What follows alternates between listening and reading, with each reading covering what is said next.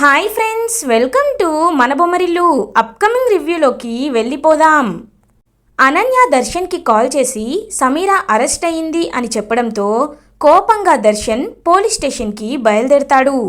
దర్శన్ పరుగున పోలీస్ స్టేషన్కి వెళ్ళి సమీరా సమీరా అని వెతుకుతూ ఉంటాడు. అప్పుడే ఇంకా లేడీ కానిస్టేబుల్స్ అయితే సమీరని బాగా లాఠీతో కొడుతూ ఉండడం తన కళ్ళతో చూస్తాడు దర్శన్. ఇన్స్పెక్టర్ అని గట్టిగా అరుస్తాడు దర్శన్. ఏంటి, మీరేంటి ఇక్కడ అని అడుగుతారు ఇన్స్పెక్టర్. ఇన్స్పెక్టర్, మీకు కొంచెం కూడా జాలి దయ కరుణ లేవా? అయినా ఎవరిపై కంప్లైంట్ ఇస్తే వాళ్ళని ఇలా ఈ విధంగా ఇంటరాగేట్ చేయడమేనా మీ పని? కొంచెం కూడా సాక్ష్యాలు చూసుకోరా అని అడుగుతాడు దర్శన్. చూడండి సార్, మీలో ఇంత ఫ్రస్ట్రేషన్ ఎందుకు వచ్చిందో నాకు తెలియట్లేదు. తాళి కట్టిన భార్య కనిపించకుండా పోయింది. కనిపించక ఇప్పటికీ 3 రోజులు అవుతుంది. అయినా కనీసం కంప్లైంట్ ఇవ్వని మీరు ఇప్పుడు ఎవరో ముక్కు మొహం తెలియని అమ్మాయి ఏదో దెబ్బలు తింటుంటే వచ్చి కంప్లైంట్ ఇచ్చినందుకు మా మీద ఫైర్ అవుతున్నారు. ఏంటిది అని అడుగుతారు ఇన్స్పెక్టర్. చూడండి ఇన్స్పెక్టర్, నా పర్సనల్ విషయాలు మీకు అనవసరం. అయినా సాక్ష్యాలు దొరికాయి అంటున్నారు.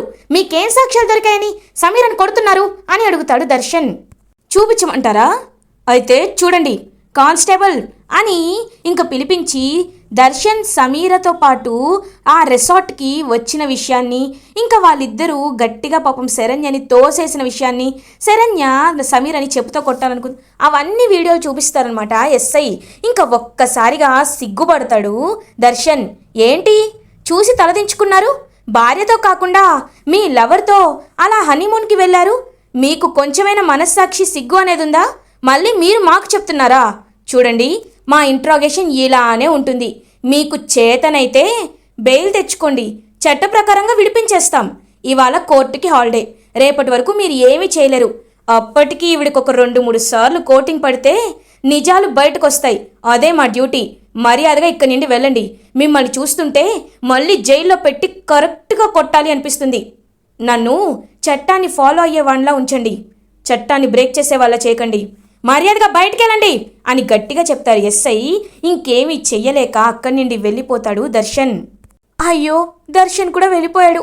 ఇప్పుడు నన్ను విడిపించేదెవరు దేవుడా అని ఏడుస్తూ శరణ్యని జైల్లో పెట్టిన విషయాన్ని గుర్తు చేసుకుంటుంది సమీరా.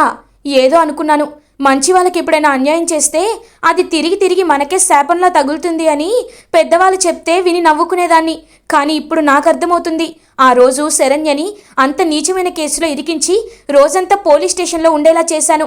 ఆ పాపం ఇప్పుడు నాకు తగిలింది ఛా అని మనసులో అనుకుంటూ ఇంకా కొట్టించుకుంటూ బాధపడుతూ ఉంటుంది సమీరా. ఇది ఇలా ఉండగా ఆనంద భైరవి ఇంటికి రీచ్ అవుతారు. ఆనంద భైరవికి రంగమ్మ కాల్ చేస్తారు. హలో అమ్మ, ఇక్కడ చిన్నమ్మ గారు చీరలు లేక ఇబ్బంది పడుతున్నారు. మీరు కొన్ని చీరలు ఇస్తారా అని అడుగుతారు రంగమ్మ. ఇదిగో నేను బ్యాగ్ సర్ది పెడతాను, నువ్వు ఇంటికి వచ్చి తీసుకువెళ్ళు రంగమ్మ అని చెప్తారు ఆనంద భైరవి. ఇదంతా సీక్రెట్గా వింటూ ఉంటుంది అనన్య. ఏంటి ఇంత సీక్రెట్గా ఎవరికో బ్యాగ్ ప్యాక్ చేస్తానంటున్నారు, ఎవరై ఉంటారు అని ఆనంద భైరవికి డౌట్ రాకుండా ఇంకా సీక్రెట్గా గమనిస్తూ ఉంటుంది అనన్య. రంగమ్మ ఇంటికి రీచ్ అవుతుంది. పాపం ఎవరికి తెలియకుండా బ్యాగ్ని ఇచ్చి త్వరగా వెళ్ళిపోమని చెప్తారు ఆనంద. ఇదంతా చూస్తూ ఏదో నాకు ఉపయోగపడే మ్యాటర్ లాగే ఉంది, ఈ ముసలావిడిని ఫాలో అవుతాను అని చెప్పి ఇంకా ఆ రంగమ్మ ఆటోలో వెళ్తూ ఉంటే ఫాలో అవుతూ ఉంటుంది అనన్య తన కారులో. అప్పుడే రంగమ్మ ఇంటికి రీచ్ అయ్యి చిన్నమ్మగారు అని పిలుస్తూ ఉంటే శరణ్య రూమ్ నుండి బయటికి వస్తుంది. శరణ్యని చూసి ఒక్కసారిగా షాక్ అయిపోతుంది అనన్య. ఇదేంటి, ఇది ఇక్కడ ఉండడం ఏంటి? అమ్మ అత్తయ్యా, అంటే దీన్ని మా ఎవ్వరికీ తెలియకుండా దాచిపెట్టి సమీరను అక్కడ కొట్టిపిస్తూ సమీరతో నిజం చెప్పించాలనుకుంటున్నావా? ఇంక నీ ఆటలు సాగవు. నాకు నిజం తెలిసిపోయింది కదా, ఇప్పుడు నువ్వేమీ చేయలేవు అని ఇంక అక్కడి నుండి పక్కకి వస్తుంది అనన్య. ఇన్నాళ్ళకి నాకు కరెక్ట్గా సాక్ష్యాలు దొరికాయి.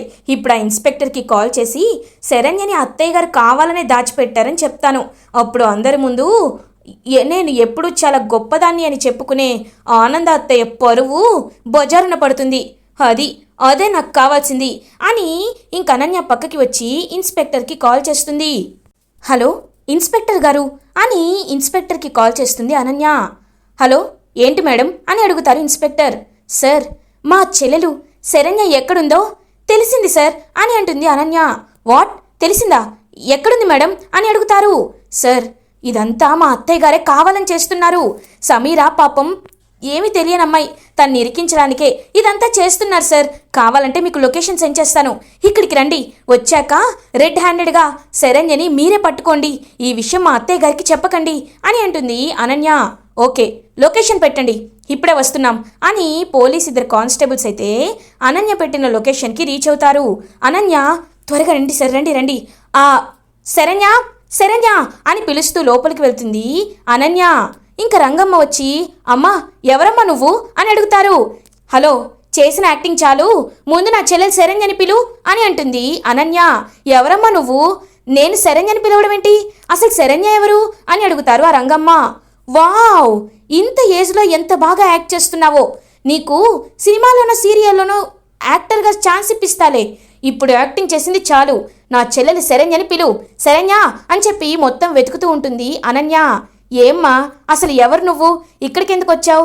సార్, అసలు నా దగ్గర శరణ్య అనే అమ్మాయి ఎవరో కూడా నాకు తెలియదు సార్ అని అంటారు రంగమ్మ.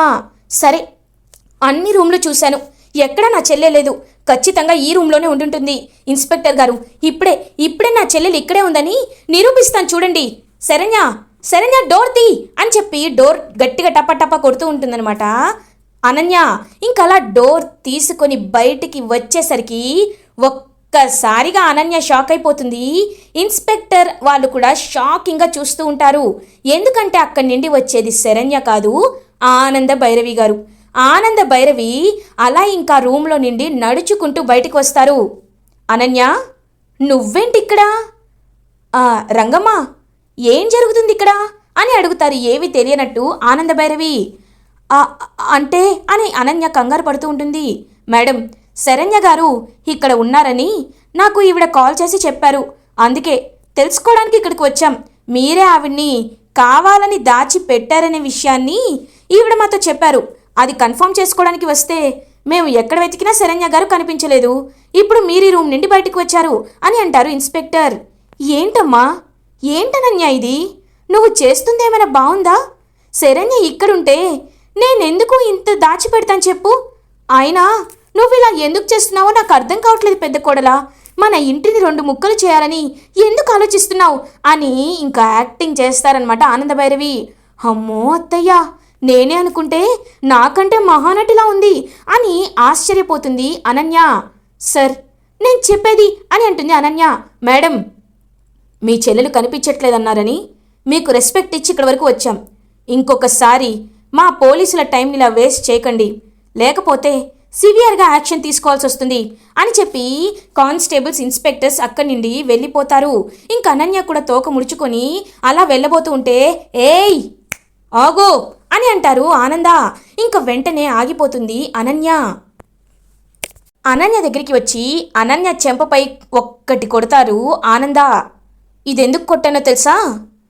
నా కోడల్ని కిడ్నాప్ చేయించినందుకు అని పడేలని ఇంకొకటి కొడతారు. ఇదెందుకు కొట్టానో తెలుసా? అక్క వాళ్ళకి మాకు దూరాన్ని పెంచినందుకు అని ఇంకొకటి పడేలని కొట్టి ఇదెందుకు కొట్టానో తెలుసా? సమీరా దగ్గరికి వెళ్ళి దాన్ని బ్రతిమలాడుతున్నందుకు. క్లారిటీ వచ్చిందా? నేనేం మాట్లాడుతున్నానో అర్థమైందా? చూడు, నువ్వే నా కోడల్ని రౌడీల చేత కిడ్నాప్ చేయించావనే విషయం నాకు తెలుసు అని అంటారు అనన్యతో. ఆనంద ఒక్కసారిగా అనన్య షాక్ అయిపోతుంది. నా గురించి తెలిసిపోయిందా అని మనసులో అనుకుంటుంది. ఏంటి అలా బిత్తర చూపులు చూస్తున్నావు? చెప్పా కదా, నా కోడల్ని రౌడీల చేత కిడ్నాప్ చేయించింది ఆ సమీరా కాదు, నువ్వేనని నాకు తెలుసు. కానీ నేను ఎందుకు ఇలా చేయటం లేదో తెలుసా? నేను ఎందుకు ఈ విషయాన్ని బయట పెట్టట్లేదో తెలుసా? ఎందుకంటే మా ఇంటికి ఉమ్మడి కుటుంబం అనే పేరుంది. మా ఇంటికి ఎలాంటి బీటలు వారకూడదు, నీకు కూడా విలువ ఉండాలని. కానీ నువ్వు మాత్రం నా పరువు తీసే పనులు చేయకుండా ఉండలేకపోతున్నావు. ఏయ్ అనన్య, ఇప్పుడు చెప్తున్నాను, నీ వల్ల అక్క బావగారు చాలా బాధపడుతున్నారు. నువ్వు చేసిన నిర్వాకం వల్ల అక్క, బావ, రోహిత్, మా ఫ్యామిలీ వాళ్ళ ఫ్యామిలీ వేరు వేరు అని అనుకుంటున్నారు. ఇప్పుడు చెప్తున్నాను, అక్కగారిని, బావగారిని, రోహిత్ని ఏం చెప్తావో, ఏం చేస్తావో, కాళ్ళ మీద పడతావో, ఏం చేస్తావో నీ ఇష్టం. వాళ్ళు మళ్ళీ మునుపటిలా మారాలి. లేకపోతే నువ్వే ఇదంతా చేయించావనే నిజం బయట ఉంటుంది. నువ్వు ఇంటి బయట ఉంటావు అని చెప్పి గట్టిగా వార్నింగ్ ఇస్తారు ఆనంద. ఇంకా అప్పుడే వచ్చిన శరణ్య అలా చూస్తూ ఉంటుంది. శరణ్య, నువ్వేం భయపడకు, ఇలాంటి రాక్షసులు నిన్నేమీ చేయలేరు. థ్యాంక్స్ రంగమ్మ. శరణ్య, జాగ్రత్తమ్మా. ఆ సమీర నిజం చెప్పేంత వరకు నువ్వు ఇక్కడే ఉండు. ఇంకా ఏంటి చూస్తున్నావు, వెళ్ళు అని అనన్యని పంపించేస్తుంది. ఇంకా అనన్య కోపంగా అక్కడి నుండి వెళ్ళిపోతుంది. ఇదే ఇలా ఉండగా దర్శన్ తన రూమ్లో ఆలోచించుకుంటూ ఉంటారు. ఆనంద దర్శన్ వైపు చూస్తూ దర్శన్ దగ్గరికి వెళ్తారు. దర్శన్ అని పిలుస్తారు. దర్శన్ ఏమీ ఉండకుండా వెనక్కి తిరిగి కూర్చుంటాడు. ఏంటి దర్శన్, ఇప్పుడు ఏమైందని అలా ఉన్నావు? చూడు, నువ్వు తెలుసుకోవాల్సిన నిజాలు చాలా ఉన్నాయి.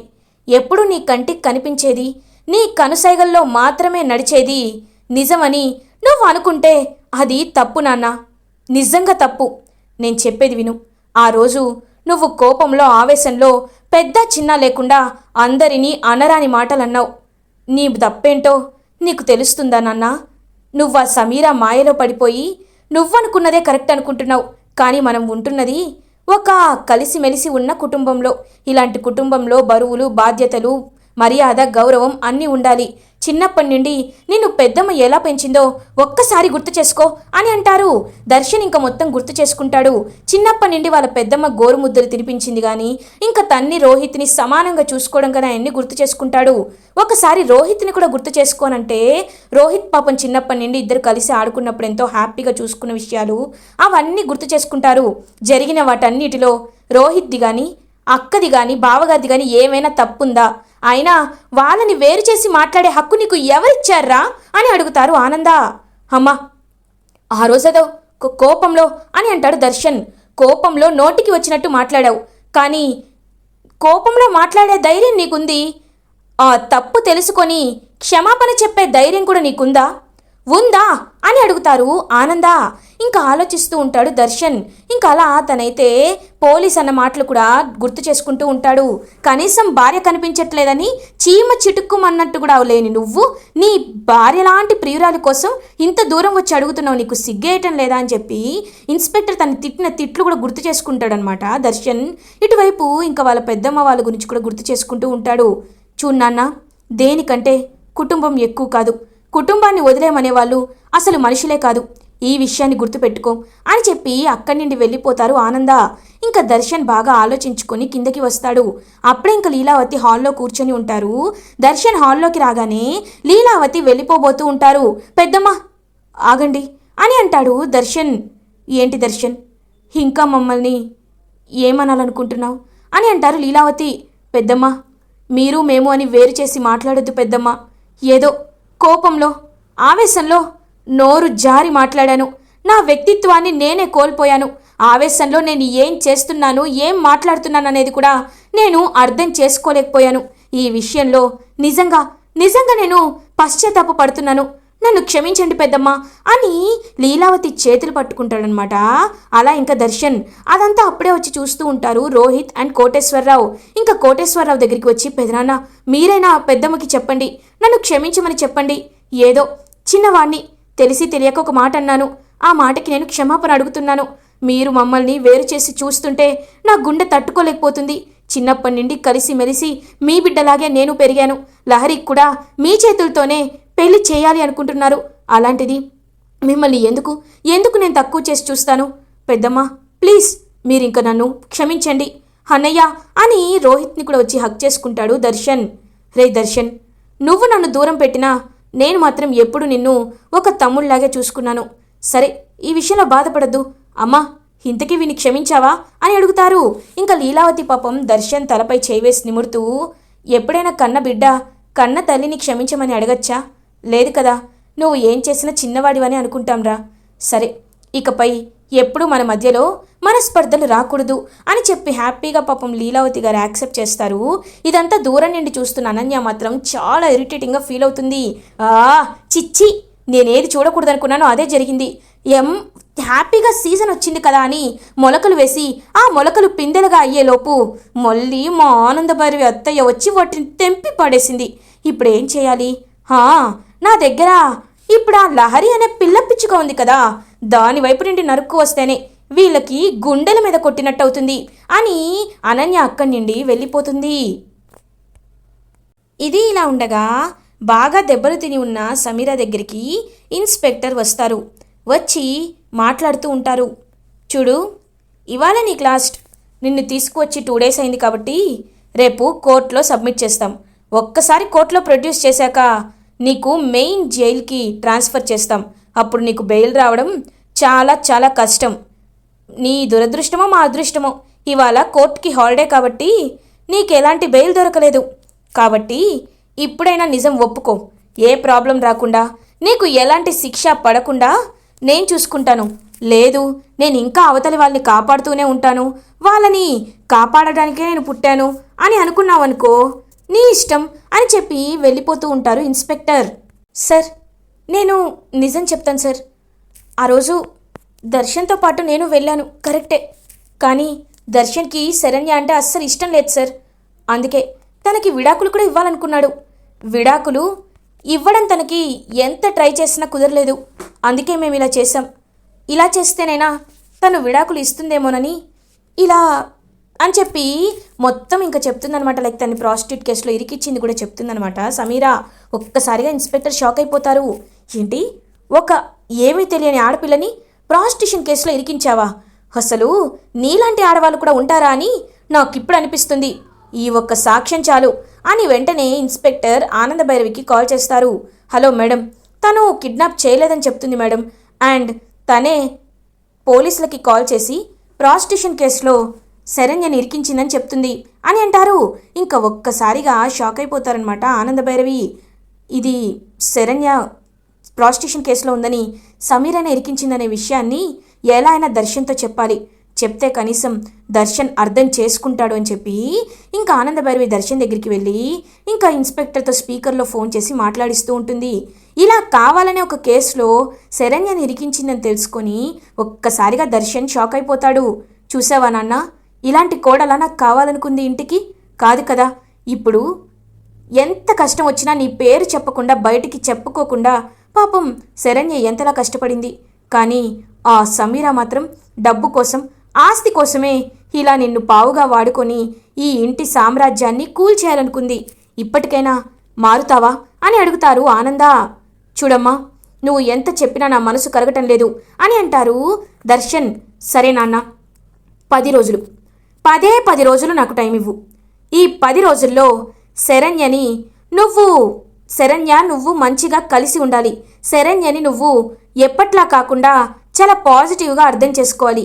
ఈ 10 రోజుల్లో శరణ్య నిన్ను మెప్పించలేకపోయినా, శరణ్యపై నీకు ఇంకా ఇలాంటి అభిప్రాయమే ఉన్నా నేనే మీ ఇద్దరికి విడాకులు ఇప్పిస్తాను, సరేనా అని అంటారు ఆనంద. ఒక్కసారిగా దర్శన్ షాక్ అయిపోతాడు. అమ్మా, నువ్వు చెప్పేది నిజమా? నువ్వు మా ఇద్దరికి విడాకులు అని అంటారు. చెప్పాను కదా, శరణ్య నీ మనసు గెలుచుకోలేకపోతే 10 రోజుల తర్వాత కూడా నువ్వు ఇదే మాట మీద ఉంటే ఖచ్చితంగా నేనే మీ ఇద్దరికి విడాకులు ఇప్పిస్తాను. ఈ ఛాలెంజ్కి నువ్వు ఒప్పుకుంటున్నావా అని అంటారు ఆనంద. ఒప్పుకుంటున్నానమ్మా, ఒప్పుకుంటున్నాను అని చెప్పి అక్కడి నుండి వెళ్ళిపోతాడు దర్శన్. ఈ 10 రోజుల్లో ఖచ్చితంగా శరణ్య మంచితనాన్ని నువ్వు చూసి ఖచ్చితంగా నీలో మార్పు వస్తుంది అని చెప్పి చాలా హ్యాపీగా ఫీల్ అవుతారు ఆనంద. ఇలా ఎపిసోడ్ ఎండ్ అవుతుంది. ఫర్దర్ ఎపిసోడ్ రివ్యూస్ ముందుగా మీకు కావాలి అనుకుంటే మా ఛానల్ని సబ్స్క్రైబ్ చేసుకోండి. Thanks for watching.